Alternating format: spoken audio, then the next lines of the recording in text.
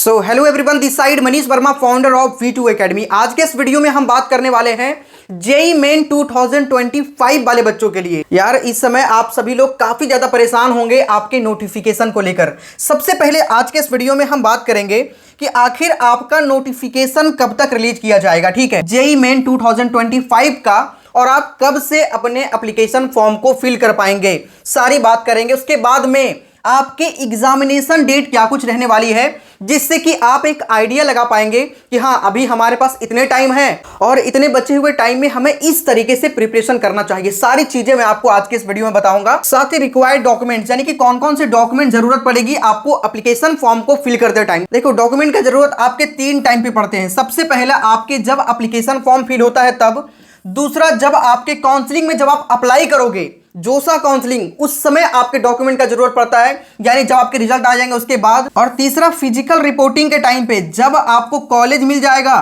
तो कॉलेज में जाकर के जब आप रिपोर्टिंग करोगे ना, उस समय 3 जगह पर आपको डॉक्यूमेंट का जरूरत पड़ेगा।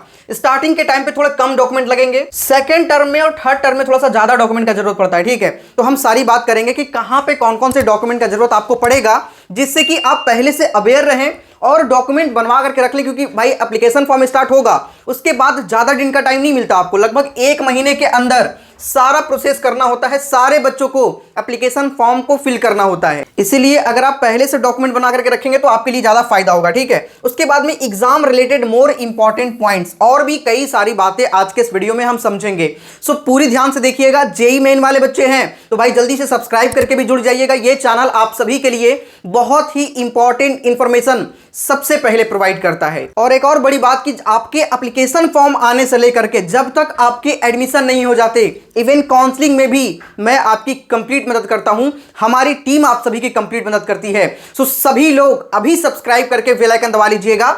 ये चैनल फुल्ली जेईई मेन वाले बच्चों के लिए डेडिकेटेड है। सबसे पहले बात आता है निकलकर सामने नोटिफिकेशन के बारे में। जैसा कि आपको पता है कि पिछले बार 15 सितंबर को ही आपके नोटिस आ गया था। ठीक है, एनटीए के ऑफिशियल वेबसाइट पर एक नोटिफिकेशन आया था जिसमें एग्जामिनेशन डेट के बारे में आपको बताया गया था। एनटीए से जुड़े जितने भी एग्जामिनेशन है, जैसे कि आपके जेईई मेन के एग्जामिनेशन, नीट के एग्जामिनेशन, सीयूईटी के एग्जामिनेशन, यूजीसी नेट के एग्जामिनेशन, इस तरह के जो भी एग्जामिनेशन एनटीए कंडक्ट करवाती है, सभी के एग्जामिनेशन डेट के बारे में आपको उस नोटिफिकेशन में इंफॉर्म किया गया था पिछले बार। लेकिन इस बार आप देख सकते हैं अक्टूबर भी आ चुका है, लेकिन अभी तक आपके एग्जामिनेशन डेट को लेकर कोई भी नोटिस नहीं आया है। तो सबसे पहले आपके वो नोटिस आएगा जिसमें आपके एग्जाम डेट के बारे में चर्चा किया हुआ रहेगा। और दूसरा, जब आपके एप्लीकेशन फॉर्म स्टार्ट होने वाला होता है, सेम डे पे आपके एक और नोटिफिकेशन रिलीज होता है जिसमें एप्लीकेशन फॉर्म के बारे में पूरी चर्चा की गई होती है कि फॉर्म आपका आज से स्टार्ट हो रहा है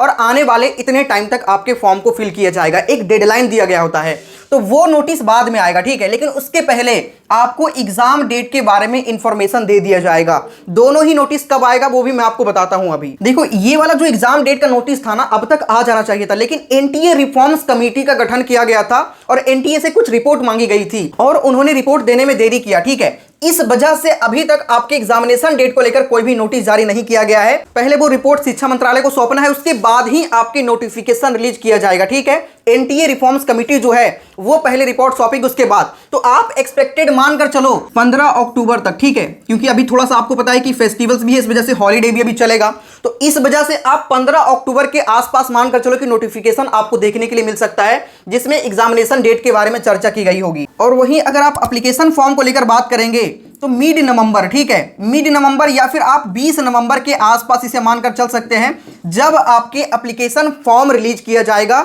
जिस दिन नोटिफिकेशन भी आ जाएगा कि इतने तारीख से लेकर के इतने तारीख तक आपके एप्लीकेशन फॉर्म फिल किए जाएंगे। तो ये तो रही कुछ इंपॉर्टेंट पॉइंट। अब सबसे बड़ी बात, अगर फॉर्म आता है तो आपके डॉक्यूमेंट क्या क्या लगेंगे, एग्जामिनेशन कब तक होगी, और भी जो अन्य बातें हैं वो भी हम करेंगे। लेकिन उससे पहले आप सभी बच्चों को बहुत इंपॉर्टेंट बात बताना चाहूंगा। तो यार अभी रिसेंटली दिशा पब्लिकेशन ने एक बहुत ही बेहतरीन बुक को लॉन्च किया है जो कि आपके जेईई मेन की प्रिपरेशन में बहुत ही ज्यादा फायदेमंद होगा। अगर आप जेईई मेन एग्जामिनेशन देने से पहले ये बुक को कर लेते हैं तो मैक्सिमम चांस है कि आप एक बेहतरीन स्कोर करोगे। तो सबसे बड़ी बात कि इस बुक में है क्या, तो देखो अभी ये न्यू एडिशन है, 5th एडिशन इस बुक का है, जो कि बिल्कुल न्यू सिलेबस पे है, चैप्टर वाइज। ठीक है, अगर हम बात करें तो ये बुक फिजिक्स में लॉन्च किया गया है, जिसका लिंक हम डिस्क्रिप्शन में डाल देंगे, जाकर के डायरेक्टली आप वहां से परचेस कर सकते हैं। देखो, जेईई मेन की एग्जामिनेशन एक ऐसा एग्जामिनेशन है जिसमें आपको काफी अच्छे तरीके से प्रैक्टिस करके जाना होता है, तभी आप बेस्ट स्कोर कर पाओगे, क्योंकि कंपटीशन काफी काफी ज्यादा टफ है। और ये बुक में फुल्ली प्रैक्टिस पर फोकस किया गया है, क्योंकि ये है डीपीपीस, ठीक है, जिसमें 24 चैप्टर्स लेवल 1 लेवल 2 कई तरह से डिवाइड किया गया है इसको। और आपको यह भी पता है कि जेईई मेन के एग्जामिनेशन में आपके 2 सेक्शन में पेपर होते हैं, पेपर सेक्शन ए और सेक्शन बी, जिसमें 20 क्वेश्चन और 10 क्वेश्चन होते हैं, जिसमें से 10 में से 5 बनाना होता है आपको, ठीक है, जिसको इसमें कहते हैं एमसीक्यू टाइप के क्वेश्चन और इसको कहते हैं एनवीक्यूज टाइप के क्वेश्चन, ठीक है, न्यूमेरिकल वैल्यूज क्वेश्चन। तो ये सारे एकदम सिस्टमेटिक वे से, जैसा जेईई मेन के एग्जाम में आता है ना, तो सेम टाइप के एकदम आपको यहां पे बनाया गया है, ठीक है। लेवल 2 में बात करें तो 10 क्वेश्चन होंगे जो कि हायर लेवल के होंगे। और ऐसा नहीं कि कोई ऐसे ही क्वेश्चन डाल दिया, भाई जेईई मेन के एग्जामिनेशन में जिस टाइप के क्वेश्चन पूछे जाते हैं सेम लेवल के क्वेश्चन आपको यहां पे मिलेगा। अगर आप ये करके चले जाते हैं ना, तो फिजिक्स के अंदर आपको कोई भी प्रॉब्लम नहीं आने वाला, आपका काफी अच्छे तरीके से प्रैक्टिस हो जाएगा। और इसमें जो क्वेश्चन सेट किए हैं काफी एक्सपर्ट के द्वारा, आप यहां पे देख सकते हैं 5 मॉक टेस्ट जो है वो पॉपुलर ऑथर डीसी पांडे के द्वारा सेट किया गया है। अगर आप इस बुक को करते हैं तो सबसे बड़ा फायदा तो आपके concept checking and speed building, आप अपने स्पीड को काफी ज्यादा बिल्डअप कर पाएंगे, जिससे कम टाइम में आप ज्यादा क्वेश्चन को सॉल्व कर पाएंगे। और यही तो सबसे ज्यादा चाहिए होता है जेईई मेन के एग्जामिनेशन में, टाइम मैनेजमेंट। और उसके अलावा 5 फुल टेस्ट सिलेबस होगा जो कि फुल्ली जेईई मेन के पैटर्न पे होगा। तो ये बुक आप लोग परचेज कर लीजिएगा, डिस्क्रिप्शन एंड कमेंट के सबसे टॉप पे हम डाल देंगे इसका लिंक। काफी सिस्टमेटिक तरीके से इस बुक को बनाया गया है। इसमें 850 से ज्यादा एमसीक्यू क्वेश्चन और 350 से ज्यादा एनवीक्यूज क्वेश्चन होंगे। और जो भी डीपीपी आप करोगे ना, उसमें स्कोर कैलकुलेटर भी होंगे कट ऑफ के साथ में, साथ ही क्वालिफाइंग मार्क्स भी आपको पता चल पाएगा। तो भाई इससे बेटर बुक आपको नहीं मिलेगा, डिस्क्रिप्शन में लिंक है, जाकर के अभी आप लोग परचेज कर लीजिए। तो भाई देखो, ये तो आपने समझ लिया, उसके बाद में हम आपको एक रेफरेंस भी दिखाएंगे, ठीक है। अगर हम एग्जाम डेट को लेकर बात करें तो एग्जामिनेशन के बारे में आपको पता है कि आपके जनवरी में फर्स्ट अटेम्प्ट का एग्जामिनेशन होगा, जनवरी में, और सेकेंड अटेम्प्ट का आपके अप्रैल में होते हैं। बीच में बोर्ड एग्जामिनेशन होता है, इस वजह से एनटीए का कोई भी एग्जामिनेशन कंडक्ट नहीं किया जाता है, कहीं वो बोर्ड एग्जामिनेशन से क्लास ना कर जाए। इस वजह से जो बोर्ड वाले बच्चे हैं वो साथ में जेईई में नहीं दे पाएंगे, और उनके पास जेईई में लिखने के लिए सिर्फ 3 मौका होता है, एक एज अ अपीयरिंग और उसके बाद 2 उसके आने वाले साल, ठीक है। तो इसी वजह से बोर्ड के साथ साथ में क्लास नहीं कर सकता, इसलिए पहला अटेम्प्ट आपके जनवरी में और दूसरा अप्रैल में कंडक्ट किया जाएगा।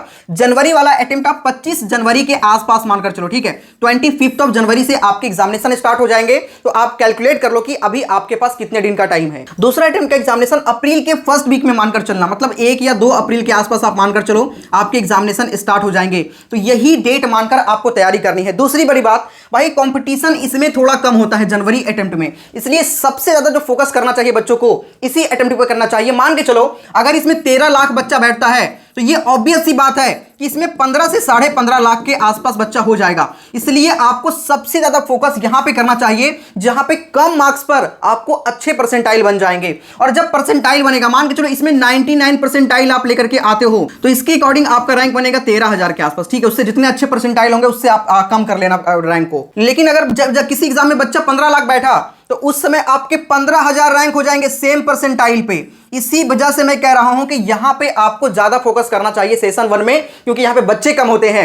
बोर्ड वाले बच्चे फिर बाद में आते हैं अप्रैल अटेम्प्ट में, और यहां पे कंपटीशन बढ़ता है। तो एग्जामिनेशन डेट के बारे में आपने समझ लिया। दूसरी अगर हम बात करें रिक्वायर्ड डॉक्यूमेंट को लेकर, तो आपके देखो फॉर्म फिलिंग के टाइम पे ज्यादा डॉक्यूमेंट नहीं लगता है। कौन कौन से डॉक्यूमेंट लगेंगे? सबसे पहले आपके 12th के मार्कशीट आपके पास होना चाहिए, ठीक है, 12th का मार्कशीट, और साथ ही 10th के मार्कशीट भी आपके पास होना चाहिए। अब देखो कई सारे बच्चे बोलेंगे भैया मेरे पास तो 12th का मार्कशीट है नहीं, क्योंकि मैं एज अ अपीयरिंग एग्जामिनेशन में अपीयर हो रहा हूं। तो भाई 10th का मार्कशीट तो होगा ही होगा, और साथ ही किस स्कूल में आप पढ़ाई कर रहे हो वो तो सर्टिफिकेट आपके पास होगा ही होगा ना, आईडी कार्ड वगैरह, तो उससे आपका हो जाएगा। जब आपके रिजल्ट आ जाएंगे तो काउंसलिंग के टाइम पे, जब तक काउंसलिंग स्टार्ट होता है ना, जो फिजिकल रिपोर्टिंग वगैरह होता है उस समय आपके ओरिजिनल चाहिए होता है, और तब तक आपका रिजल्ट भी आ जाता है, ठीक है। और रिजल्ट नहीं भी आया, एग्जामिनेशन हो गया, तो डीजी लॉकर से जाकर के डाउनलोड कर लीजिएगा, वो वाला मान्य होता है यहाँ पे। तो आपके पास 12th का मार्कशीट नहीं है तो एज अ अपीयरिंग आप फॉर्म को फिल कर लीजिएगा। और दूसरा है एक आइडेंटिटी प्रूफ चाहिए, ठीक है। आइडेंटिटी प्रूफ में आप अपना आधार डाल सकते हो, पैन डाल सकते हो, या फिर वोटर आईडी कार्ड डाल सकते हो, या फिर कोई सा भी जो मान्य, जिसके अंदर फोटो भी हो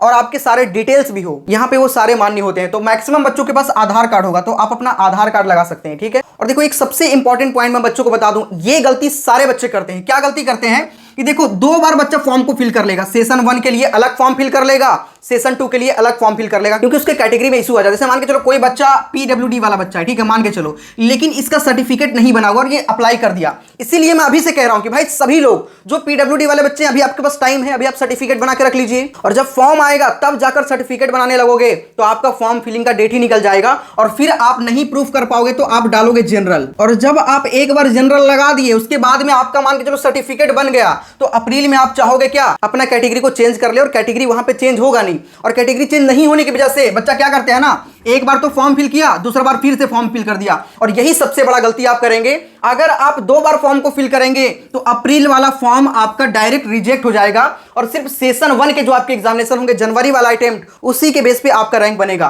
तो ये गलती बिल्कुल भी मत करो, वरना अप्रैल अटेम्प्ट आपका बिल्कुल बेकार हो जाएगा। फॉर्म आपको एक ही बार फिल करना होता है, जब जनवरी अटेम्प्ट में आप फॉर्म को फिल करोगे। अप्रैल वाला जब फॉर्म स्टार्ट होगा ना, तो उसमें जो वो बच्चे फॉर्म को शुरू से फिल करेंगे जिन्होंने जनवरी का नहीं फिल किया, जिन्होंने जनवरी का फिल किया है, सेम एप्लीकेशन नंबर पर सिर्फ उनको सेशन 2 टिक करके और सेशन 2 के लिए एग्जामिनेशन के लिए पेमेंट करना होगा, बाकी कुछ नहीं करना होता है। ऑलरेडी आपने एनटीए के साइट पे सारा जनवरी के अटेम्प्ट के टाइम ही अपलोड कर दिया था। तो ये गलती बिल्कुल भी मत करना कि 2 बार फॉर्म को फिल करने लग जाना। एक बच्चा का सिर्फ एक ही रजिस्ट्रेशन नंबर हो सकता है, 2 होगा तो सेशन 2 वाला आपका रिजेक्ट कर दिया जाएगा। फिर इस एग्जाम का कोई मतलब नहीं, चाहे जनवरी अटेम्प्ट में आपका 90 नंबर आया और अप्रैल अटेम्प्ट में आपके 200 नंबर भी आ गए ना, 200 प्लस भी आ गए, तब भी अप्रैल अटेम्प्ट से आपको बाहर कर दिया जाएगा, क्योंकि आपने 2 बार फॉर्म को फिल कर लिया था। और ऐसी प्रॉब्लम कई सारे बच्चों के साथ पिछली बार हुआ है, इसीलिए मैं आपको यह बात बता रहा हूं, ठीक है। और सारे बच्चे जो भी चैनल पर नए होंगे, सभी लोग अभी सब्सक्राइब करके बेल आइकन दबा लीजिएगा। यहां पे आपको काउंसलिंग तक भी मदद किया जाता है, बहुत सारी इंपॉर्टेंट इंफॉर्मेशन जो होती है वो मैं आप सभी के साथ में शेयर करता हूं, ठीक है।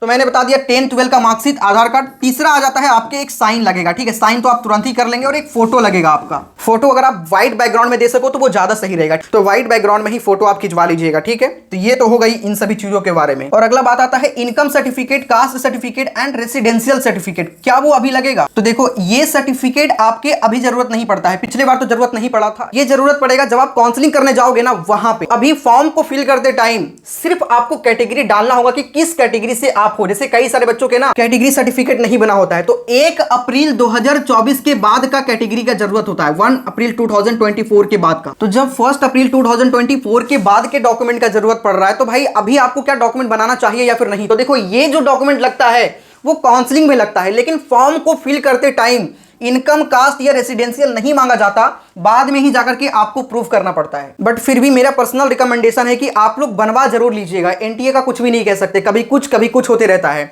तो बनवा करके रखिएगा। बहुत पैसा नहीं लगता, सीधा थोड़ा सा टाइम लगेगा, 1 घंटे 2 घंटे, बस आपको जाकर के ऑनलाइन बनवाना होगा, या फिर कई जगह पे ऑफलाइन भी बनते हैं, तो आप ऑफलाइन बनाइएगा। ये भी लगेगा सेंट्रल लेवल का, ठीक है, स्टेट लेवल का नहीं, सेंट्रल लेवल का आप बनवा करके रख लीजिएगा। अभी भी एक बनवा लीजिएगा, और एक 1 अप्रैल 2024 के बाद भी बनवा लीजिएगा। 2 बार आपको बनवाना पड़ेगा, क्योंकि ये वाला जो अभी आप बनवाओगे ना, वो काउंसलिंग में जरूरत पड़ेगा नहीं, काउंसलिंग में काम नहीं आएगा। तो 1 अप्रैल 2024 के बाद वाला चाहिए होता है काउंसलिंग के टाइम पे। लेकिन हाँ, सबसे बड़ी बात, जो बच्चे SC ST वाले हैं उनके लिए कोई भी क्राइटेरिया नहीं है कि आपके 1 अप्रैल 2024 के बाद का चाहिए, पहले वाला भी चलता है, SC ST या फिर PWD वाले बच्चों के लिए। बाकी जनरल, EWS या फिर OBC वाले बच्चों के लिए ये चाहिए होता है, ठीक है, 1 अप्रैल 2024 के बाद में। बाकी फॉर्म के बारे में मैंने आपको बता ही दिया है, कब तक आएगा, ठीक है, सारी चीजें मैंने आप सभी के साथ में शेयर कर ही लिया है। ये बुक का लिंक डिस्क्रिप्शन में डाल दूंगा, जाकर के सभी बच्चे अभी परचेज कर लीजिएगा, ठीक है। और जो लोग चैनल पर नए हैं और इसी तरीके के कई सारे इंपॉर्टेंट वीडियोस देखना चाहते हैं, जैसे NITs का कट ऑफ हो गया, या फिर और भी कई सारे लेवल का कट ऑफ होता है, जैसे एडवांस के कट ऑफ होते हैं, एडवांस के थ्रू IIT मिलता है, तो कौन से IITs के लिए, किस ब्रांच के लिए क्या कुछ कट ऑफ रह सकता है, ये सारी वीडियोस आप सभी के लिए आने वाली है, जिससे आपको काफी ज्यादा मोटिवेशन मिलेगा और एक टारगेट भी कर पाओगे कि हाँ, मुझे इतने मार्क्स का टारगेट करना है, जिससे कि आपको एक बेटर कॉलेज मिल पाएगा, ठीक है। तो सभी बच्चे अभी सब्सक्राइब करके जुड़ जाओ, यहाँ पे बहुत सारी इंपॉर्टेंट वीडियोस आप सभी के लिए आने वाली है। मिलते हैं नेक्स्ट वीडियो में। जय हिंद, जय भारत।